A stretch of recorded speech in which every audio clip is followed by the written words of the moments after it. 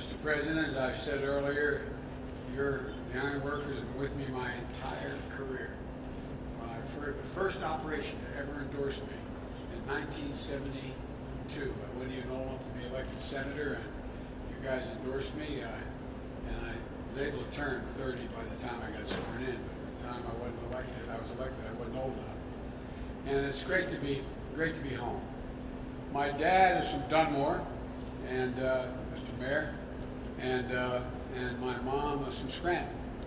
And I want to thank Bob and everyone here at the McGregor Industries for showing me around this morning. Although I knew of this establishment for a long time. It's only been around 100 years, and but this is the kind of small manufacturing business that demonstrates that the resilience, the creativity, and the staying power of the American industrial base. You know, I'm not telling you anything new, but we're living through a time unlike any other in American history. Our country is facing three simultaneous crises: a pandemic that's infected over 3 million Americans and cost thus far over 130,000 lives. Bobby, 3 times a week I'm on the phone with the national folks, the docs who were headed up CDC and other places before.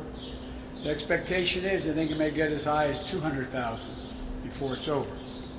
And it slows no sign of slowing down. We have an economic crisis that's left almost 18 million Americans out of work, with some of the greatest pain inflicted on small businesses and communities of color. A national reckoning on the issue of racial injustice that's long plagued the United States of America, long plagued our country, has come on top of a widening economic inequity and a mounting climate crisis. Each of these crises is an enormous challenge that is testing our strength, our patience, our resilience, and our commitment to our core values, and a commitment to one another. But each of these also presents tremendous opportunity for the nation. An opportunity to prepare now for the future threats we know are just around the corner. An opportunity to address fundamental inequities of our nation, the growing gap between the very wealthy and everyone else. It's an opportunity to finally and fully live up to the words and the values enshrined in our founding documents of this nation. That we're all created equal, but we're entitled to be treated equally the rest of our lives. Not just created equal, but be treated equally. We all know the stakes couldn't be higher. That's why it's no time for the divisive politics we're hearing more about today. Donald Trump may believe that pitting Americans against Americans will benefit him. I don't. We have a health crisis, an economic crisis, a racial justice crisis, a climate crisis. We need to come together to solve these crises, to solve them as Americans. This is our moment to imagine and to build a new American economy for our families and for our communities. An economy where every American has a chance to get a fair return for the work they put in, an equal chance to get ahead. My grandpa, when I lived with him down in Greenridge, used to talk about everybody. Everybody, Joey, deserves a shot. Just a shot.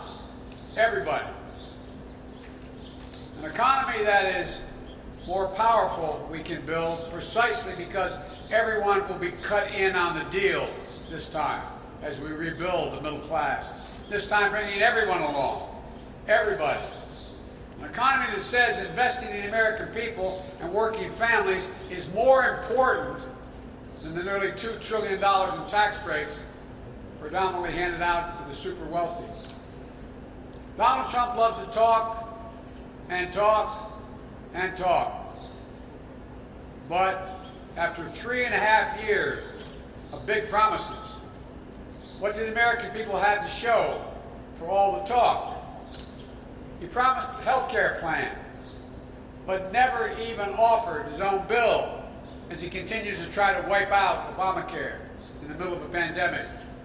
Instead, he's fought repeatedly to take health care away from tens of millions of people who didn't have it before, and over 100 million people who were covered because they had pre-existing conditions now that they couldn't have gotten coverage for before.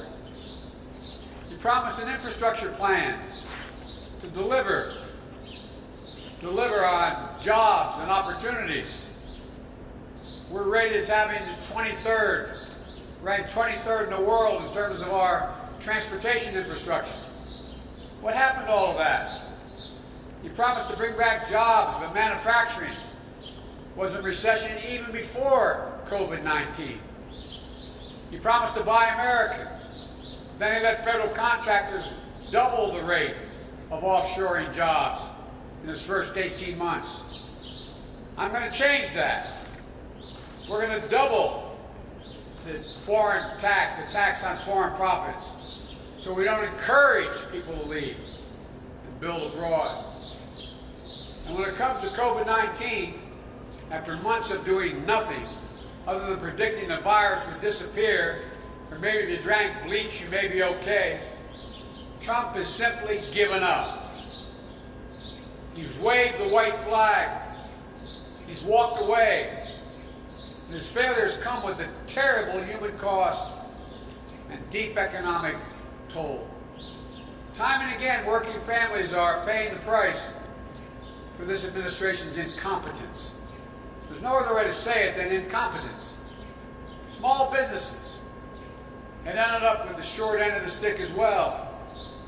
Less than a third of the massive amounts of money for stimulus that the Congress has passed and the Federal Reserve has made available to the private sector, less than a third of it has gone to Main Street businesses.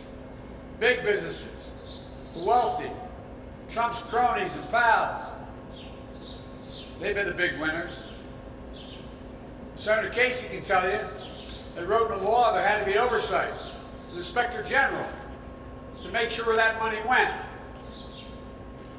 I'm the guy that had responsibility of handing out $84 billion in the Recovery Act in the financial recession. I met once every 2 weeks with the Inspectors General. Everything was open. What are we finding out now? That large chains and hotel chains and chains of restaurants, they divided all the restaurants up and treated them as individual restaurants. They're already making hundreds of millions of dollars. With Main Street, mom and pop businesses, they didn't get the money. The truth is, throughout this crisis, Donald Trump has been almost singularly focused on the stock market, the Dow and NASDAQ. Not you, not your families. If I am fortunate enough to be elected president, I'll be laser focused on working families. The middle-class families I came from here in Scranton, not the wealthy investor class. They don't need me, but working families do. And this may be, should be in my view, the guiding principle. We must reward work as much as we rewarded wealth. But now we just reward excessive wealth.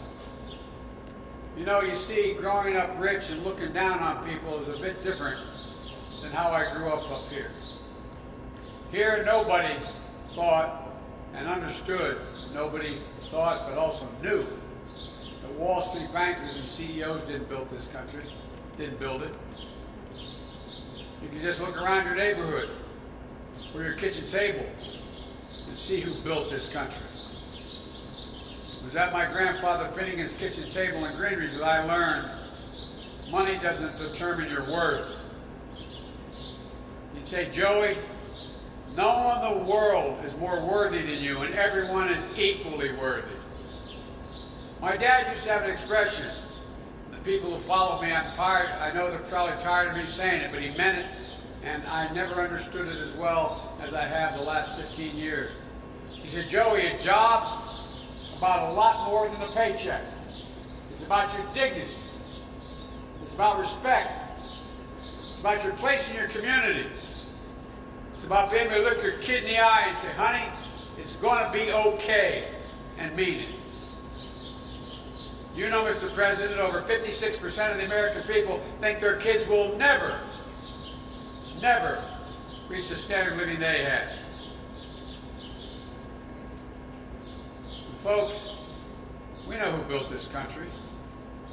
Hard-working folks like you grew up with. You know who built the middle class? Unions built the middle class. That's why we have a middle class. I don't know if you say, Joey, you're labor from belt buckle to shoe sole. Well, I've taken pride in that, because the only way, my dad would say, you deal with power is with power. With power. In corporate America, and I come from a corporate state of the world, Delaware. The only way to deal with abuse of power is with power. And labor, unions, are the only ones that have that capacity to do it. If that's raining outside, come on in, guys. I don't want anybody out there. Are you guys in the rain? Or is that not rain? I thought that was rain. It is? You guys can come on in. Don't stay out there.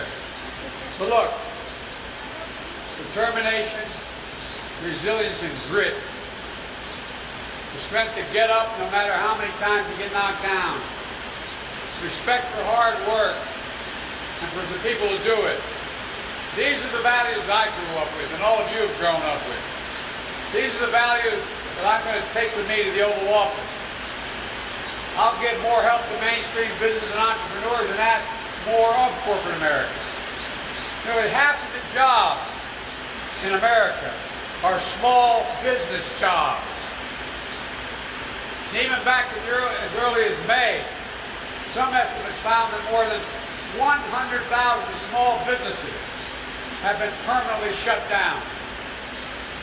More have closed, and it's been devastating. So enough is enough. It's time to reverse the priorities in this country. It's time to help small businesses, middle-class folks manage their way through a pandemic. Let's help millions of would-be entrepreneurs get out from under their debts so they can start businesses. And it's time corporate America paid their fair share of taxes. We thought in our administration we should lower the tax in the high 30s to 28%, but lower it to 21%. I'm going to raise it back up to 28%. Provide hundreds of billions of dollars to invest in the growth of this country. And the days of Amazon paying nothing in federal income tax will be over. Let's make sure their workers have the power and the voice. It's way past time to put an end to the era of shareholder capitalism. The idea, the only responsibility a corporation has is with shareholders. That's simply not true. It's an absolute farce. They have responsibility to their workers, their community, to their country. That isn't new or radical notion. These are basic values and principles that help build this nation in the first instance. Now the challenge is to take these fundamental values and apply them to the new economy we have to build in the years ahead. And folks, it's not sufficient to build back. We have to build back better. That's what my plan is, to build back better. It's bold, it's practical, and it's focused on building an economy for the future, not for the past. And it responds to 5 truths laid out in this moment of crisis. The first is that we've seen in the course of this pandemic that we need to strengthen our industrial base as long-term sources of middle-class job creation. Let's use this opportunity to take bold investments in American industry and innovation so the future is made in America, all in America. I do not accept the defeatist view that forecasted automation and globalization mean we can't keep well-paid jobs here in America and create more of them. I do not buy for 1 second that the vitality of American manufacturing is a thing of the past. American manufacturing was the functioning arsenal of democracy in World War II, has to be part of the engine of new prosperity in America now. So today, I'm releasing a blueprint I think the press has, how to create millions of good-paying union jobs, building products and technologies that we need now and will need in the future. And it starts with a pretty basic idea. When we spend taxpayers' money, when the federal government spends taxpayers' money, we should use it to buy American products and support American jobs. My plan would tighten the rules to make this a reality. And it goes further. During my first term alone, we'll invest $400 billion in purchasing products and materials our country needs to modernize our infrastructure, replenish our critical stockpiles, and enhance national security. That's how much the federal government will spend on buying products, the federal government. These funds will provide reliable, predictable demand for products made by American workers and supply chains like this one right here for the American industries. We'll purchase clean energy technologies, fight climate change, building materials including steel products like those produced here, stockpiles of critical goods and equipment, and advanced technologies to modernize our government and enhance our national security. To ensure the future is made in America, we need to win not just the jobs of today, but we have to invest in what the jobs and industries of tomorrow are going to be. The Chinese are spending multiple billions of dollars trying to own the technology of the future, while we sit with our thumb in our ear. It means fighting unfair trade practices, curbing the threat of intellectual property by countries like China. America can't sit in the sidelines in a race to the future. That's why I'm proposing a dramatic research and development investment of $300 billion in my first 4 years alone to sharpen America's competitive edge in the new industries where global leadership is up for grabs, like battery technology, artificial intelligence, biotechnology, clean energy. That's the future. And this money will be used purposefully to ensure all of America is in on the deal, including communities that historically have been left out. Black, brown, and Native American entrepreneurs, cities and towns everywhere in the region and the country. All told, this will be a mobilization of R&D and procurement investment in ways not seen since the Great Depression and World War II. In addition to bringing back the jobs that have been lost this year, my plan will help create at least 5 million new, good-paying jobs, as experts have looked at it, in manufacturing, in innovation, and create them right here in the United States of America. The second thing, we've seen the importance of a more resilient economy for the long term. Our president wasn't prepared for this pandemic. He ignored the detailed briefings and warning that our administration left behind. The threat of a pandemic we told him was coming. We gave all this to his administration in transition. But he shut it all down. He shut down the pandemic office we had inside the White House. He praised the Chinese government even as the virus was coming to our shores because he was so afraid that they'd walk away from his trade deal that cost us significant amounts of money as well. Let's not get caught flat-footed again. Let's get prepared to meet the challenges of the climate crisis. That means investing in infrastructure, clean energy, creating millions of good-paying union jobs in the process. Next week, I'll be laying out an updated blueprint of how we can build a modern, safe, sustainable infrastructure and the clean energy economy, and how to make sure that the communities that have suffered the most from pollution are the first to benefit from this investment.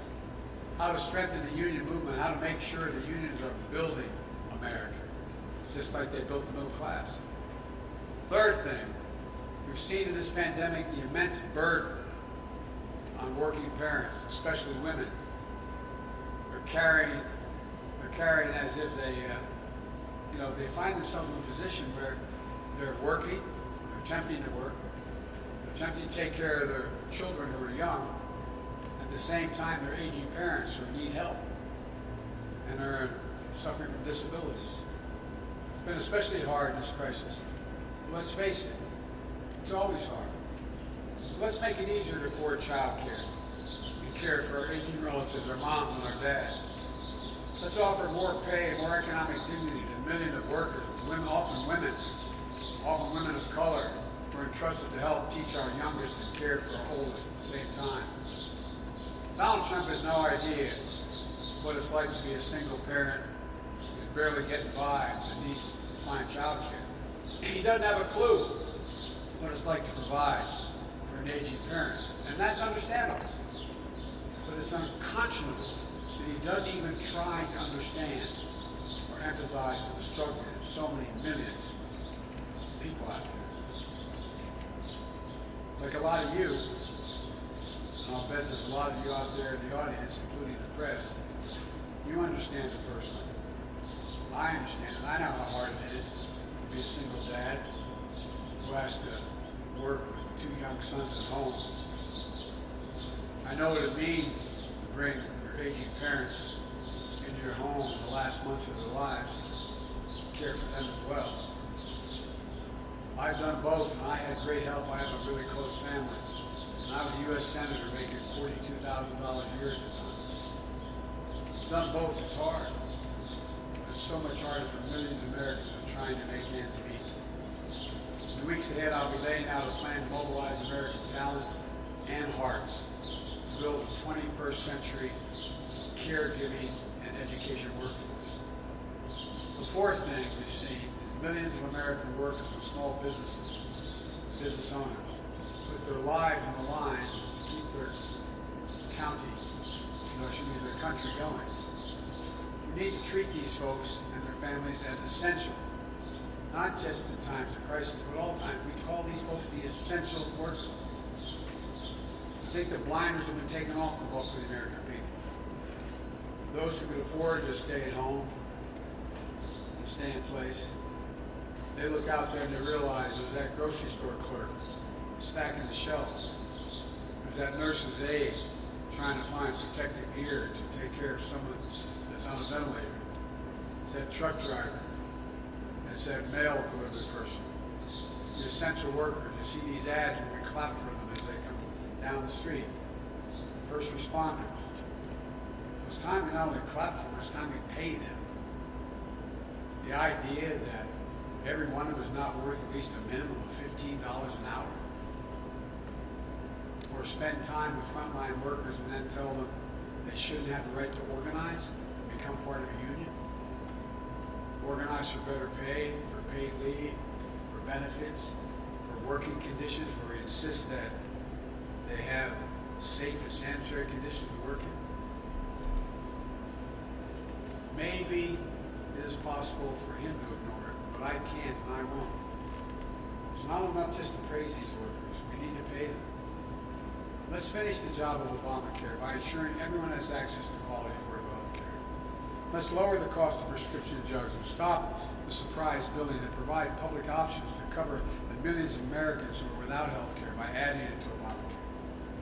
Let's make sure everyone has access to a good education, regardless of their zip code. Let's triple the amount of money we spend on Title I schools. Those are Title I schools. You have 18 of them. 18 of Title I schools in Scranton and Dunmore. And it means that they're very low tax bases, so they're having trouble keeping teachers. I triple the amount of money we spend on those from $15 billion a year to $45 billion, raising the salaries for the teachers in those schools up to $60,000 a year, making sure every single solitary child, aged 3, 4, and 5, is able to go to school, not daycare, Mr. Mayor. All the data shows and studies show, whether it's at the U or it's at the University of Pennsylvania, anywhere around, that increases by over 58% the chance that that child will go all the way through and graduate without having any trouble. Imagine what a big difference it will make I think because of this pandemic, everyone has a renewed appreciation for just how hard our teachers work, how important their job is. So let's give them the resources and the support they need, both to get through this crisis and empower the next generation of American groundbreakers. So let's pay them. These aren't somebody else's children, they're all our children. They're the children, those children are the kite strings that hold our national ambitions aloft. And our teachers are critical. Finally, we've seen with horrifying clarity the cost of systemic racism, the need for a comprehensive agenda for racial equality in our country. It isn't just about police reform. It's about dealing with the deep wound of systemic racism in this nation. So we need a dedicated agenda to close the wealth gap, expand affordable housing, invest in brown and black and AAPI, Native American entrepreneurs, make real the promise of educational opportunity. For too long, the battle for racial equality has divided America. It should be used now to unite us. Donald Trump cynically claims that he's defending Americans' heritage by embracing the Confederate flag in public monuments of generals who rebelled against and were treasonous against the United States of America. People who tried to permanently rip this nation apart. You think Donald Trump has any idea that 360,000 Pennsylvanians fought on the side of the Union to defeat the flag, that Confederate flag, including more black soldiers coming from the state of Pennsylvania than any other state in the nation? Do you think he has any clue that 33,000 Pennsylvanians died in the Civil War fighting against everything that flag stood for? I see a different America than Trump. One that, despite all our flaws and shortcomings and failings, is still, after more than 2 centuries, dedicated to equality, liberty, and human dignity. The challenges we face today are among the biggest in our history. We have to come together in this country to solve them. There's no other way. I got criticized during the primaries by saying I was running for 3 reasons: restore the soul of America, number 2, to rebuild the backbone of the country, the middle class, and 3, unite America. And I was told you can't unite it. You can't unite America, we're done. I've long said America is at its best when we act as one nation, one America. That's the tragedy of Donald Trump being president today. He's exactly the wrong person to lead at this moment. He'll not bring this country together. He's determined to drive us apart, to keep his base in place. He'll not be president for all the American people, his base. He believes he's elected president only by his base. And he'll not appeal to the best instincts of the rest of us. He's determined to stroke and revive the worst moments from our past. I have no illusion how tough the road ahead is going to be for our country. But I'm an optimist, for one reason above all others. I know the history and the heart of this country. And given a chance, just a chance, ordinary Americans can and have done extraordinary things. And they'll never, ever, ever let their country down, given half a chance. They won't let it down now. The only thing that can tear America apart, and I mean this sincerely, no foreign country, not the way he coddles up to, I shouldn't even get into this, but coddles up to Putin and others, they can't tear us apart. The only entity, the only thing that can tear America apart is America itself, period. So we just need to remember who we are. This is the United States of America. There's not a single thing, nothing, not a single thing we've ever failed to do when we've decided to do it together. That's what this is about, doing it together. We have a great opportunity to build back and build back better. God bless you all. May God protect our troops.